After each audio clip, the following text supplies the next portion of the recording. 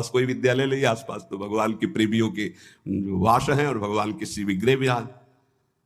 तब उनके मन ये साक्षात नंदनंदन थे, साक्षात पहली ही बार में ये हम उनके श्रीमुख से सुना। बिल्कुल वयोवृद्ध से सब पकड़ के लाए हुए थे स्वामी अखंडानंद जी के उसमें, तो उसमें बैठ करके वो ये कि वृंदावन की पहली कृपा अनुभूति मुझे साक्षात श्याम सुंदर का ऐसा। तो यहां यदि अन्य आश्रय अन्य संबंध रही तो बहुत जल्दी भगवत साक्षात्कार हो जाए।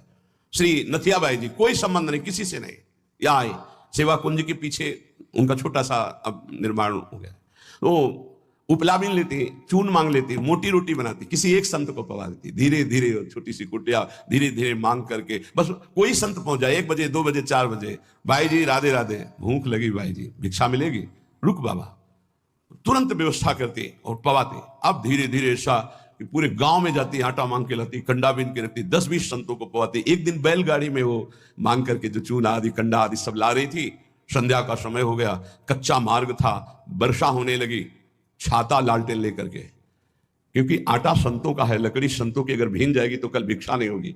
ए माई ये छाता ले, हम तो नव अवस्था के हैं, हमें कोई फर्क नहीं। अरे नहीं लाला तू भीन जाएगा, बड़ा सुकुमार है तू, नहीं नहीं ये नहीं। और भींजते हुए लालटेन आगे लेकर के चले। कुछ समझ में नहीं आया। जब वहां नथियाबाई अपनी कुटिया में पहुंच गई, वो गली से निकल गए, जब दूसरे दिन दर्शन करने गई तो वही छाता वही लालटेन लिए बिहारी जी उनको दिया। अरे बोले तू था, मैं तो समझ ही नहीं पाई।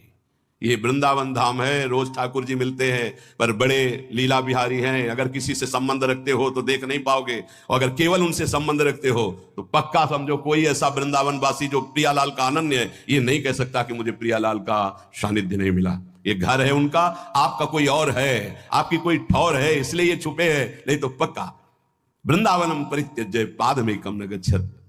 यदि अन्य कोई चाह नहीं, अन्य कोई संबंध नहीं, तो फिर ये वृंदावन बिहारी तुम्हें दर्शन दिए बिना कैसे रह सकते हैं। ये सर्वव्यापक भगवान हैं, एक तरफ ज्ञानियों के लिए, लेकिन प्रेमियों के लिए उनके लाडले प्रगट ठाकुर है। ये भक्तानुग्रह विग्रह है, इसलिए जो इनकी भावना में रहता है वो टकराते रहते किसी किसी रूप में, रोज मिलते रोज। देखो पहचानो, इसीलिए कहते होश में रहो, ये वृंदावन धाम है। इसलिए उपासक को श्रीधाम का यदि सानिध्य मिल गया है तो सानिध्य का लाभ लीजिए, किसी की निंदा मत कीजिए, किसी का अपमान मत कीजिए, खूब नाम जप कीजिए। श्रवणेन्द्रीय, रसेंद्रीय, घ्राणेन्द्रीय, वाकेंद्रीय, जनेन्द्रीय, इनको भगवत प्रसाद से संयम में रखा जाए। यही चंचल होकर के हमें भ्रष्ट कर देती हैं और अचंचल होकर हमें प्रभु में स्थित कर देती है। इनको चंचलता रहित करने के लिए सरल उपाय है नाम जप और सत्संग। सत्संग आपको रोज संभालेगा, नाम जप आपको पावर देगा, जिससे आपके द्वारा ये जो त्रुटियां हैं ये होंगी नहीं। खूब नाम जप कीजिए, मन लगे या ना लगे, राधा राधा राधा